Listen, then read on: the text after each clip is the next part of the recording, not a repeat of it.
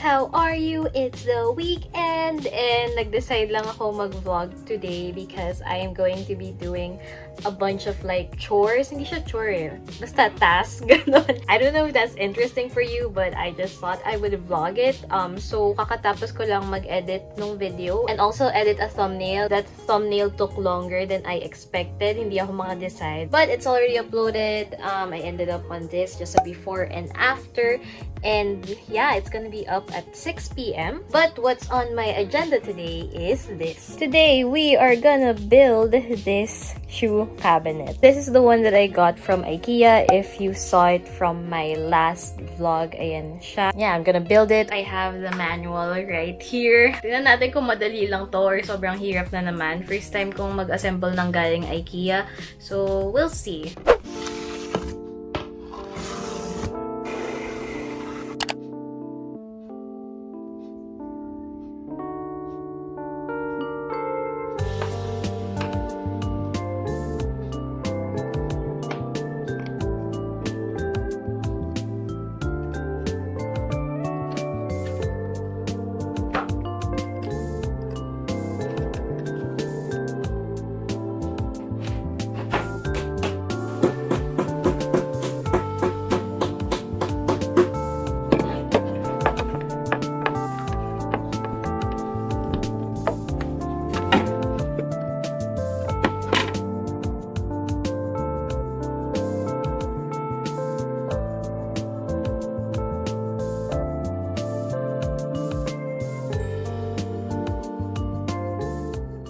Okay, so this is the finished shoe cabinet na. Overall, madali naman siyang i-install. Medyo intimidating siya at first, pero okay naman yung instructions and also complete yung mga gamit. So, yun yung importante. Dito ko siya nilagay by my door kasi dito siya pinakakasya. And I need a shoe cabinet na rin talaga kasi medyo gulo-gulo na yung mga sapatos ko. So, dito sa taas niya, I put my bag, an alcohol dispenser, and a candle lang ngayon para bumangon na dito sa kwarto ko.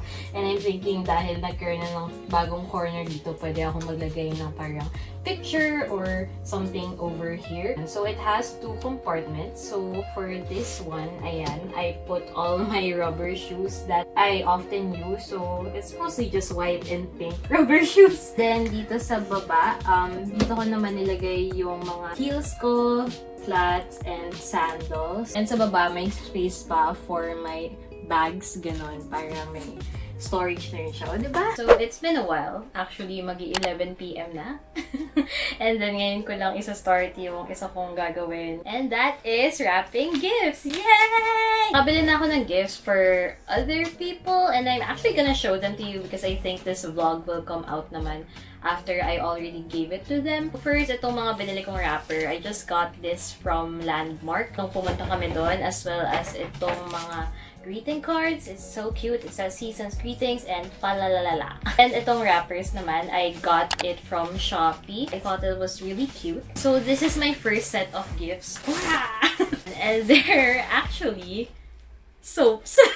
Mga hand wash sila. These are for like some of my titos and titas, ganyan. Because I think hand washes are very useful naman. Hindi ko naman magagamit nila to. And then, dun sa store na binilhan ko, which is Nature to Nurture, meron silang bundle na when you buy 6, there's 2 free. So, sabi ko, sige, yun na lang. So, 2 bundle yung pinili ko. They have different scents. So, merong may lavender, merong free and clear, and meron din silang lemon, ganun. Then, these are the gifts that I got for my friends. So, pakita ko sila sa inyo kasi sobrang cute nila. As in, well, first off, ito, got this Spark So June sticker set because one of my friends loves him. Sobrang fan siya. So, nakita ko sa Shopee. Sabi ko, sige nga, bigay ko sa kanya to. And I also got her this K-Drama and Chill t-shirt. I just thought it was so cute kasi mahilig siya sa K-Drama and sinadya ko ng siyang large para oversized yung dating. I also got her this sweater vest. Sobrang nakyutan lang ako dito sa design na meron siyang parang collar dito sa harap. Then, for my other friend who loves neutrals, I bought her this cream sweatpants. Ayan, mura lang to. I think like 100 something. makikita pala nila kung magkano yung ano ko. Bala sila. Okay. Anyway, so ayan, cream sweatpants lang siya. Tapos may pockets na rin siya. Kasi, di ba uso to ngayon, yung mga athleisure, whatever. And I thought she would really like this. And I actually also bought one pair for myself. I also got her this sweater. It's so cute, di ba? Hindi kasi siya talaga sa neutral. So, every time I see something like black or nude, siya una kong naiisip. So, yeah, I think she's gonna like this. Hopefully, she's gonna like this. For the last person, I also got her a pair of sweatpants. Pero this one naman is in gray. Tapos yung tela niya, guys, sobrang kapal and ang comfy. And I also got her this cardigan. Cardigan to. May button siya. Natanda ko lang siya because it's purple and I know that she loves BTS. So, anything purple, tutuwa siya. Okay, now it's time to wrap them presents.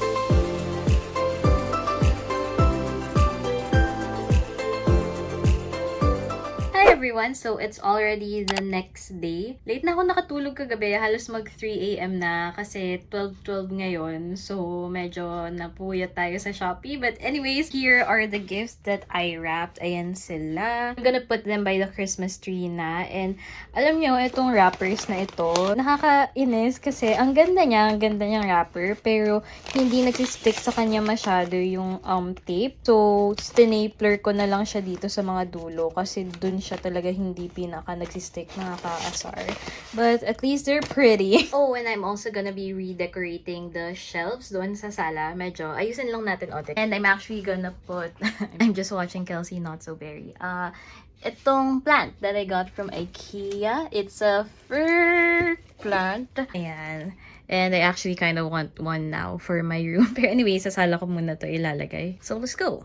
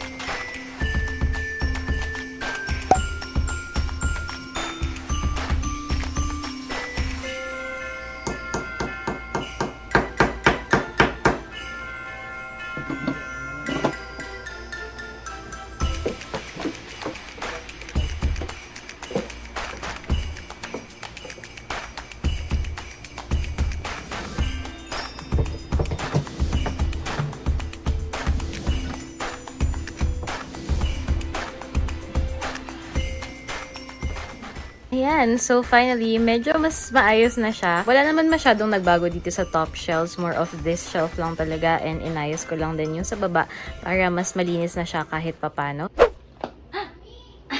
And then here for our center table naman, bumili yung dad ko ng parang mini Christmas village from Shopee or Lazada, I'm not sure. So yeah, yun muna yung nasa center table namin. And ayusin ko lang siya onte kasi medyo magulo siya. May mga unnecessary stuff. Although, ito ang funny kasi itong, kunwari, itong alcohol dispenser or yung candle na yan, medyo nag-blend in naman siya. So, ayos naman. Sayang lang, itong fairy lights na kasama niya is hindi raw gumagana. So, I think bumili siyang bago. Try to see if we can turn this on.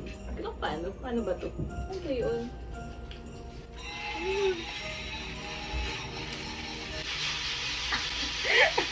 Na-stuck.